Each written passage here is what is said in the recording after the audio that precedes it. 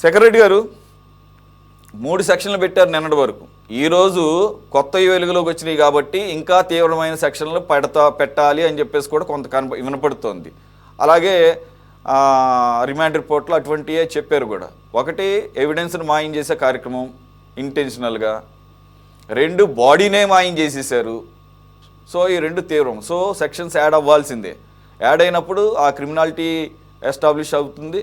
అప్పుడు ప్రభుత్వం సరైనటువంటి చర్యలు తీసుకుంది, పారదర్శకంగా అనే ఒక ఇంప్రెషన్ వస్తుంది.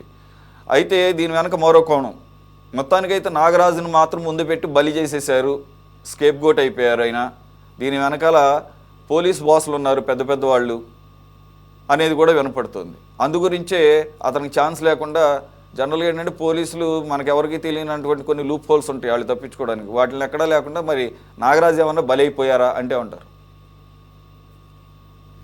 సరే ఏదైనా ఇప్పుడు సిట్ దర్యాప్తులో అది కూడా రిమాండ్ రిపోర్ట్లో ఏదైతే మనం చూస్తున్నామో, ఏదైతే బయటకు వచ్చిందో దాని ప్రకారం చూస్తే నాగరాజు గారు, సిఐ నాగరాజు గారు ఒక పిటిషన్ పెట్టారు, ఒక అభ్యర్థన చేశారు సార్.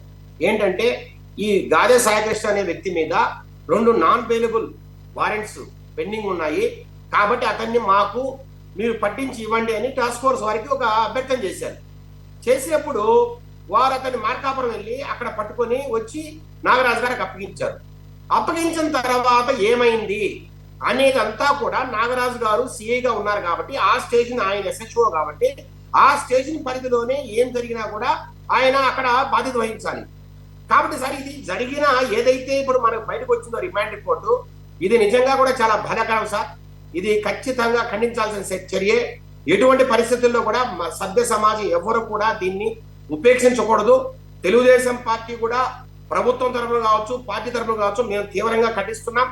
అందుకనే సార్ ఏ రోజైతే ఇది ఇష్యూ అయిందో, ఎప్పుడైతే ముఖ్యమంత్రి గారికి, డిప్యూటీ ముఖ్యమంత్రి గారికి తెలిసిందో ఆ రోజే వెంటనే పోలీసు శాఖలో సంబంధించిన ఉన్నత అధికారులందరినీ కూడా పిలిపించి మీటింగ్ పెట్టి ఆ రోజే ఆ సిఐ నాగరాజు గారిని విఆర్ పంపడం కావచ్చు, అట్లాగే సస్పెండ్ చేయడం కావచ్చు.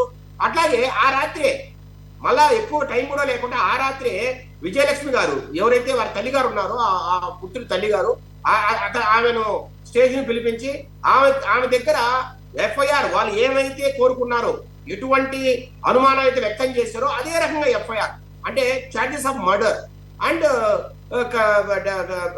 ఇల్లీగల్ కన్ఫైన్మెంట్ అంటే అక్రమ నిర్బంధం, ఇలాగా రకరకాల సెక్షన్ల కింద ఆ రోజు కేసు నమోదం జరిగింది.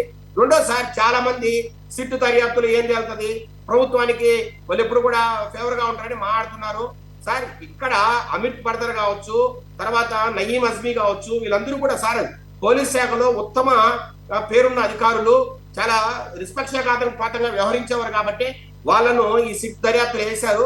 కాబట్టి ఇక్కడెక్కడా సార్ ప్రభుత్వ చిత్తశుద్ధిని ఎవరూ శంకించాల్సిన అవసరం లేదు సార్. పోలీసు శాఖలో ఏదైనా జరిగినా, ఫర్ దట్ మ్యాటర్ ఏ శాఖలో ఎక్కడైనా తప్పు జరిగినా బయట పెట్టడానికి కావచ్చు, అక్కడ ఏదైనా జరిగితే వాళ్ళకు శిక్ష విధించడానికి కావచ్చు, ప్రభుత్వం ఎక్కడ ఎనిక్కిపోదు సార్. మేమంటున్నాం ఇప్పుడు ముఖ్యమంత్రి గారికో డిప్యూటీ సీఎం గారికో తెలిసి జరిగిందో, లేదంటే కొంతమంది అధికారులు తెలిసి జరిగిందో అని కొంతమంది మాట్లాడుతున్నారు. నేనంటున్నాను సార్, గాదే సాయికృష్ణ అనే వ్యక్తి అంత గొప్ప వ్యక్తి ఏం కాదు, లేదంటే ఒక ఎమ్మెల్యే లెవెల్లోనో ఎంపీ లెవెల్లోనో పెద్దగా ఇన్ఫ్లుయెన్స్ చేయగలిగే వ్యక్తి కాదు, లేదంటే ఫైనాన్షియల్ మ్యాటర్స్ లో ఇన్ఫ్లుయెన్స్ చేయగలిగే వ్యక్తి కాదు.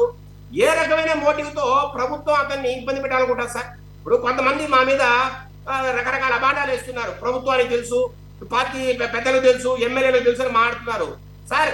ఏ రకమైన మోటివ్ తో, ఏ రాజకీయ ప్రయోజనాలు ఆశించి, ఏ ఆర్థిక ప్రయోజనాలు ఆశించి గవర్నమెంట్ అతన్ని ఇబ్బంది పెట్టాలనుకుంటారు సార్?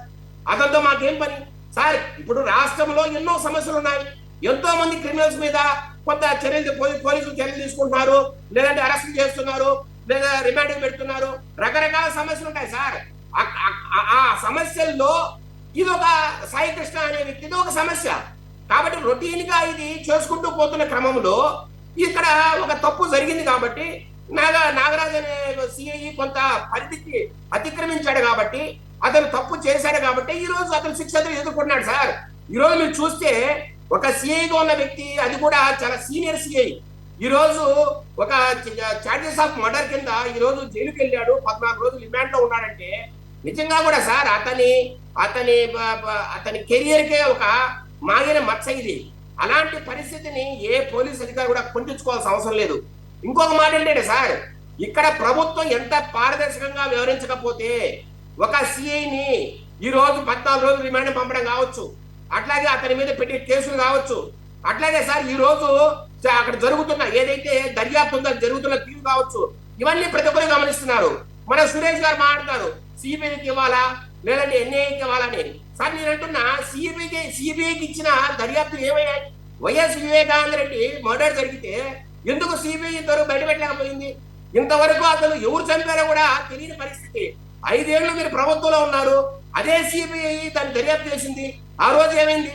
లేదు, మీ జగన్మోహన్ గారి మీదే 13 సిబిఐ కేసులు ఉన్నాయి, ఒక్క కేసు ఇంతవరకు తెలియదా? లేదంటే సార్ కోడికత్తి కేసు జగన్మోహన్ గారి మీద మీరే అటాక్ చేయించుకొని ఒక కోడికత్తి కేసును పెట్టారు, దాంట్లో ఎన్ని దర్యాప్తు చేస్తున్నారు? వాటిలో వదిలేసేయండి. ఇప్పుడు ఈ రోజు సార్ ఇదే జగన్మోహన్ రెడ్డి గారు నిండు అసెంబ్లీలో మాట్లాడుతున్నాను.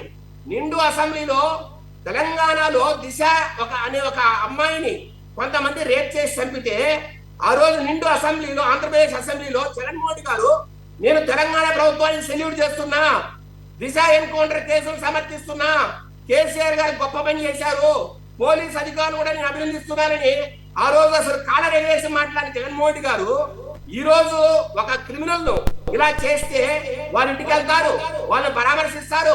అయ్యో చిన్నపిల్లోడు, ఆయన ఏదో తెలిసి తెలియజేశారు. సార్ 22 కేసులున్న వ్యక్తి, 22 కేసులున్న వ్యక్తి శేఖర్ రెడ్డి గారు ఒక్క నిమిషం సురేష్ గారు మీరు ఆగండి సార్, నాకు అర్థమైంది మీ పాయింట్. నాకు శేఖర్ రెడ్డి గారు దీని వరకే కన్ఫైన్ అవుదాము. రెండేంటంటే సిబిఐ వాళ్ళు డిమాండ్ చేసినా కానీ ఈ రోజు రిమాండ్ రిపోర్ట్ చూస్తే సిబిఐ అవసరం లేదని మామూలు సామాన్యుడికి కూడా అర్థమవుతుంది. ఎందుకంటే ఆ పెట్టిన కేసులకు అదనంగా బోలెడన్ని విషయాలు దాంట్లో మెన్షన్ చేయడం జరిగింది. ఇకపోతే మీరు తెలంగాణ అంశం కూడా నాకు గుర్తుంది, ఎన్కౌంటర్ని సమర్థించారు అసెంబ్లీ సాక్షిగా జగన్మోహన్ రెడ్డి గారు. అది మానవ హక్కుల కమిషన్ దాకా వెళితే అదే సజ్జనార్కి దొబ్బులు పెట్టింది నిజం చెప్పాలంటే ఆ ఎన్కౌంటర్, ఫేక్ ఎన్కౌంటర్. రైట్, వినండి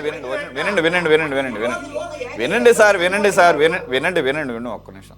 ఇప్పుడు ఏ కోణంలో వెళ్ళి పలకరించారు? రౌడీ షీటరా ఏంటా అనే కోణంలో కాదు వెళ్ళి పలకరించింది. అయితే ఆయన బయటకు వచ్చి ఒక్క నిమిషం ఆగండి సార్, వచ్చి బయటకు వచ్చిన ఒక నిమిషం ఆగండి. బయటకు వచ్చిన తర్వాత ఆయన ఉన్న సహజ ధోరణిలో ఏదో అనేసారులే, 23 ఏళ్ల చిన్న కుర్రోడు, బాబు శోభం తెలియనోడు, తెలుసో తెలియక అన్నారు. కానీ అక్కడ ఇంటెన్షన్ ఏంటంటే అక్కడ ఆ అగ్రీవ్డ్ ఫ్యామిలీ ఉంది, వాళ్ళకి న్యాయం జరగాలనేది. సరే, దాని వెనకాల కోణాలన్నీ మనం చాలా డిబేట్లు ఇప్పటికే మనం మాట్లాడేసాము. ఆ కాపు కోణాలు ఇవన్నీ బయటకు వచ్చినాయిలే, కానీ అది వదిలేసేయండి. ఇప్పుడు మనం ఆ స్టేజ్ దాటిపోయాం. అలాగే ఇప్పుడు కూడా నాగరాజు గారి విషయంలో ఇక్కడ ఇంకా ఏం జరిగింది, పోలీస్ స్టేషన్ లో అతను ఎలా మృతి చెందాడు, అతని శవం ఏమైంది, ఇంకా కూడా కొంత డీటెయిల్స్ బయటకు రావాలి సార్. అందుకనే ఇప్పుడు పోలీస్ కస్టడీకి మళ్ళా అవి కూడా బయటకు వస్తాయి సార్, మనకు క్లారిటీ వస్తుంది సార్. ఈ రోజుకైతే వాస్తవం రిపోర్ట్ ప్రకారం ఏంటంటే అతని మృతుడు ఎవడైతే ఉన్నారో గాలి సాయికృష్ణ, ఆయన్ని స్టేషన్ తీసుకొచ్చిన తర్వాత అతను మాయమయ్యాడు. ఇంతవరకు అయితే అందరికీ ఈ రోజు క్లారిటీ ఉంది. ఈ మాయం అయ్యే విషయంలో ఎవరెవరి పాత్ర ఉంది, ఎక్కడికి వెళ్ళారు, తప్పించుకొని పారిపోయాడా, లేకపోతే వీళ్ళే కొట్టి చంపారా, లేదంటే ఇంకా ఏమన్నా అయిందా, లేదంటే సార్ ఆయన జడ శ్రావణ్ కుమార్ ఆయన మొత్తం ఒక డ్రామా నింపుతాడు. ఏడో ఒక లాడ్జి హోటల్ తీసుకెళ్లారు, అక్కడ 303 రూమ్ లో పెట్టారు అని ఒక ఆయన అంటాడు. ఇంకొక ఆయన ఏదో ఇంకొక డ్రామా చెప్తాడు. ఒక నిమిషం ఆగండి. నంబర్లతో సహా చెప్పినప్పుడు ఏమో మరి ఏమన్నా ఆయనకి ఏమన్నా తెలిసిందేమో. పోలీస్ అధికారులు ఇవ్వండి, మీ దగ్గర ఉన్న ఆధారాన్ని పోలీస్ అధికారులు ఇవ్వండి. ఇప్పుడు కస్టడీలోకి తీసుకొని వీళ్ళు కొన్ని ఫ్యాక్ట్స్ బయట పెడతారు. ఒకవేళ వాటికి కాంట్రడిక్టింగ్గా ఉంటే ఆయన ఏమైనా చూపిస్తాడని చూద్దాము. ఆయన చెప్పినవి పట్టించుకోవాల్సిన అవసరం ఏముంది? ఇక్కడ చంపేశారు అన్నది ఆల్రెడీ ఎస్టాబ్లిష్డ్, ఆ కోణంలోనే మాట్లాడుకుందాం. ఓకే, ఒక్క నిమిషం.